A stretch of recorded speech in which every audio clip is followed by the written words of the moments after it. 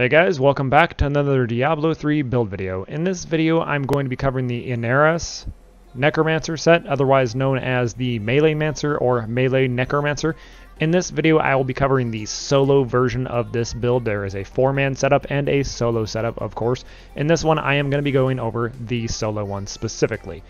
So in the course of this video, I will be covering the gear, legendary gems, skills, runes, passives, and cubed items for this build. If I remember correctly, on the leaderboard, this is currently clearing Greater Rift 101. Being as how this class was only released 2 days ago, that's quite impressive. It is June 29th, and it was released June 27th, if I remember correctly.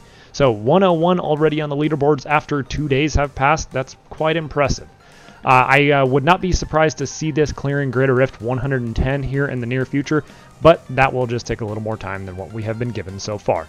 So, just a forewarning, I'm really bad about pronouncing the name of this set, so I'm going to say set piece a lot in this video because I'm not going to butcher that name every single time. So in the helm slot, you're going to want a set helm with crit damage and secondary resist of some form. Now, ideally, you're going to see there's a little bit of a theme going here. Ideal stats are going to be crit area damage, so you're going to see a lot of that repeated here and there throughout the build. Set shoulders, of course, with area damage and skill damage. Not really what I have, but ideally, area damage and skill damage combination to maximize your damage output. Gloves, you can see, here's the theme that I was talking about. Crit, area damage. Chest, you want int, vitality, skill damage, and then a secondary resist of some form or reduction of damage in the secondary. Neck, Traveler's Pledge, obviously I'm going to skip down here, paired with a Compass Rose. Again, both of those, crit, area damage is ideal. I got as close to those as I could in the time that I've been given. Then Dante's bindings, I don't know. You gain additional 42% damage reduction when there is an enemy afflicted by your Decrepify. 40 to 50% is the damage reduction range on that belt. So, bracer slot, you are going to want Ancient Parthon Defenders. Each enemy stunned within 25 yards reduces your damage taken by 9 to 12%. Ideally, crit and elemental damage, which is cold for this build. Set legs, int vitality resist or int vitality armor, secondary resist.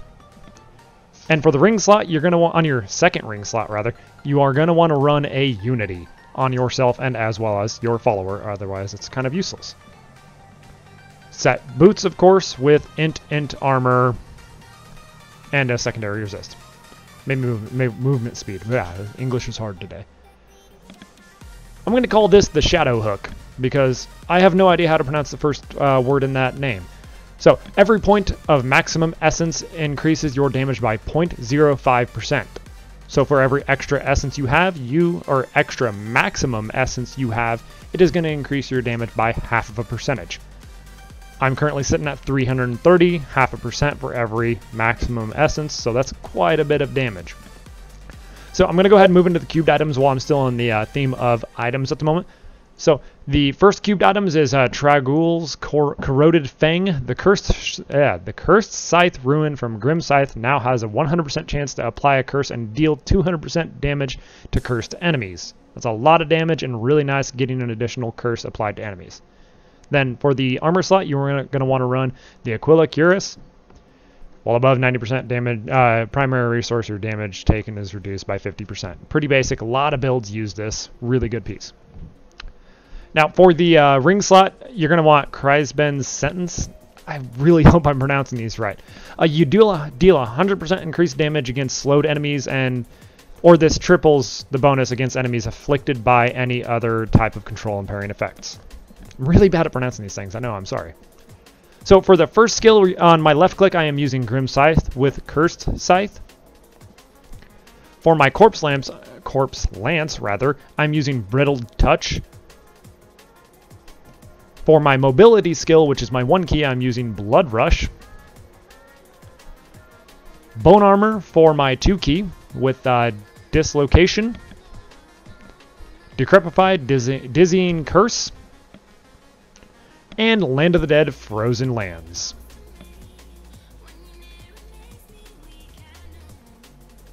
Now for the passives, the first one is going to be Stand Alone, followed by Swift Harvesting, Spreading Malediction,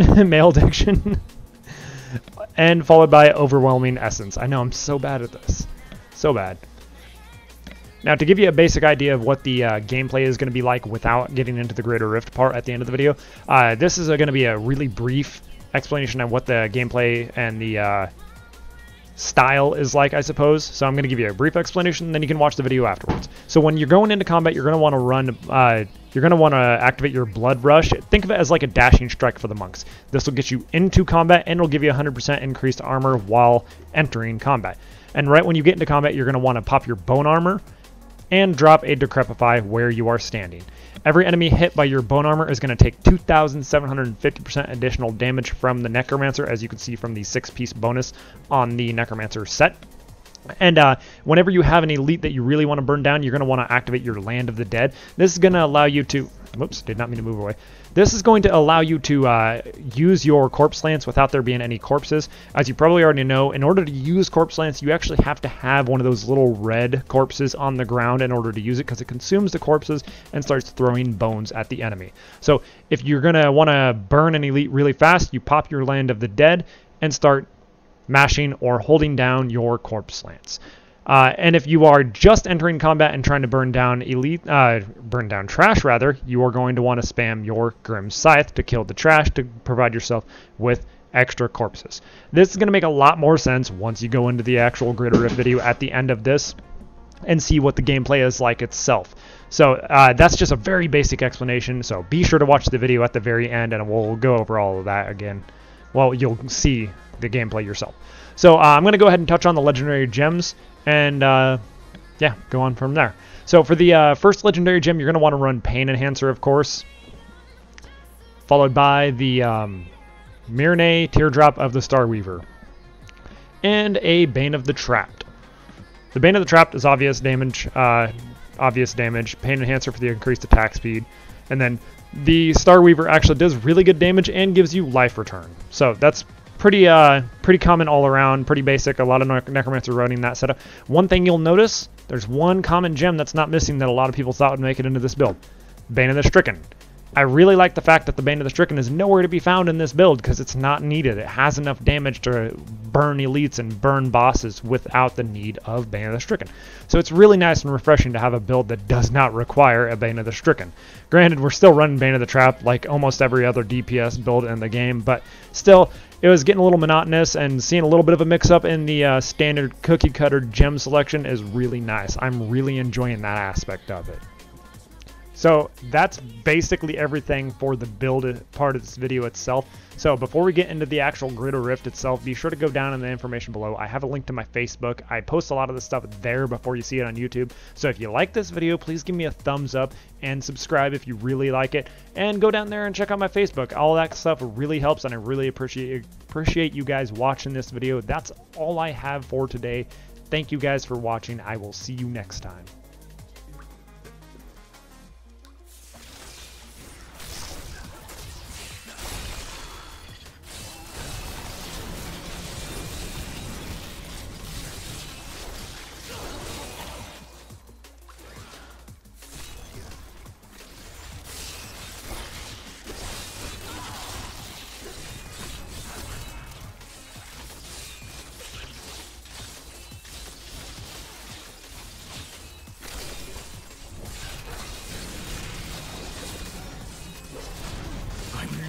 I can't do that.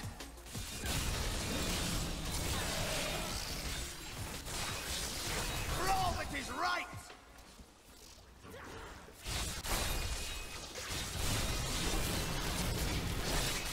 The grave beckons.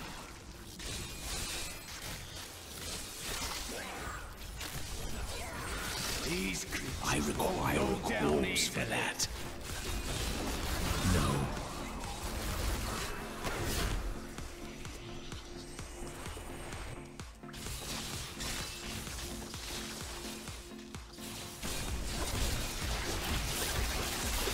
Your death nears.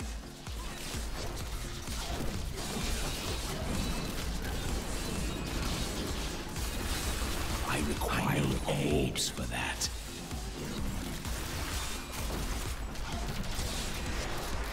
My health is restored. No.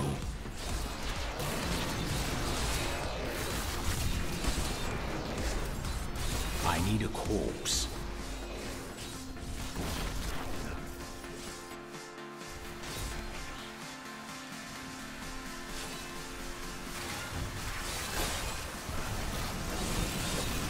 Do not fear the end.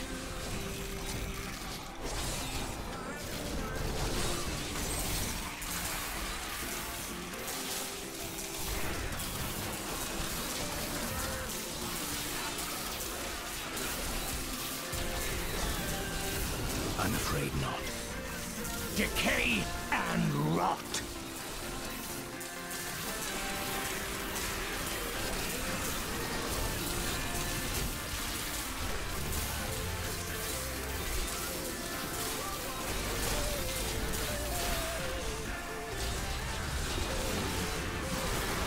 You will make a fine corpse.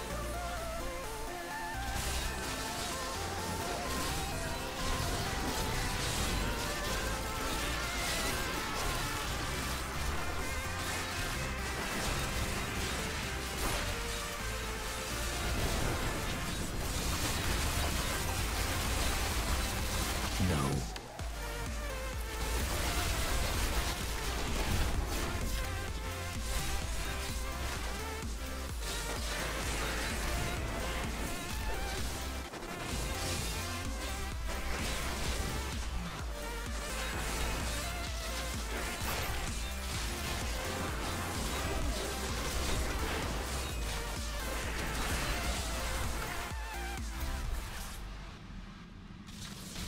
I need a corpse.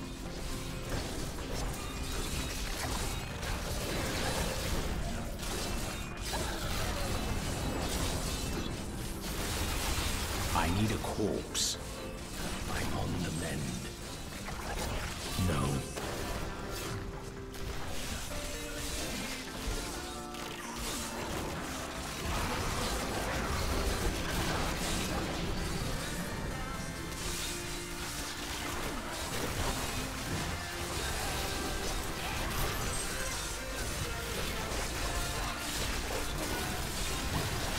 Decay and rot!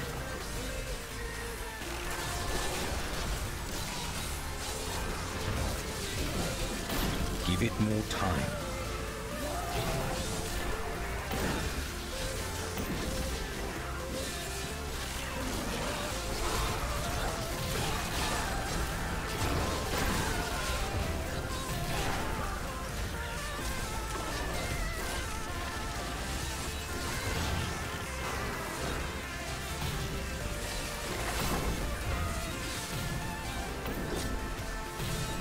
I need a corpse.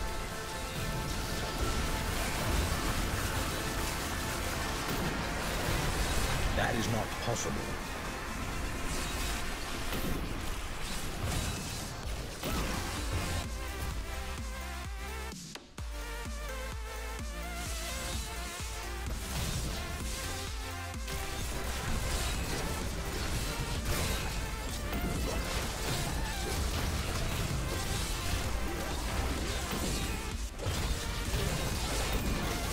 I need a corpse.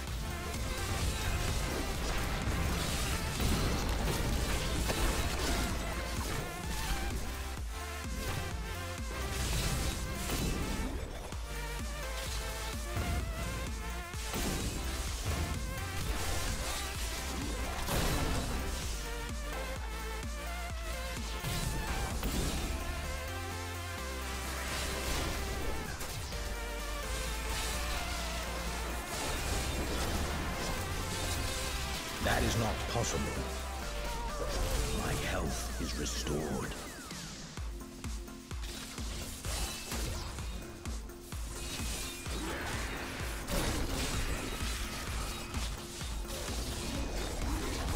I must wait longer.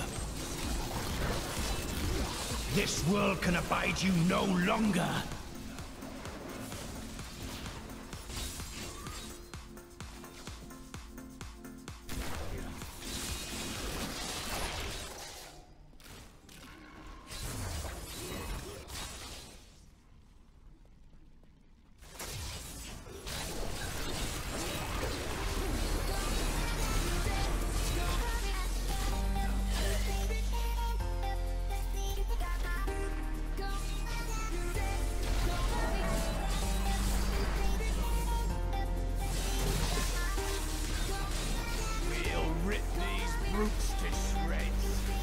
No.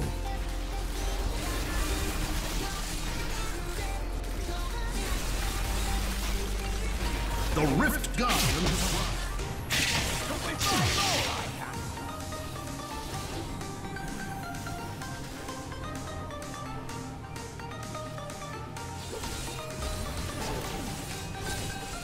I must wait. I need a corpse. You have tried.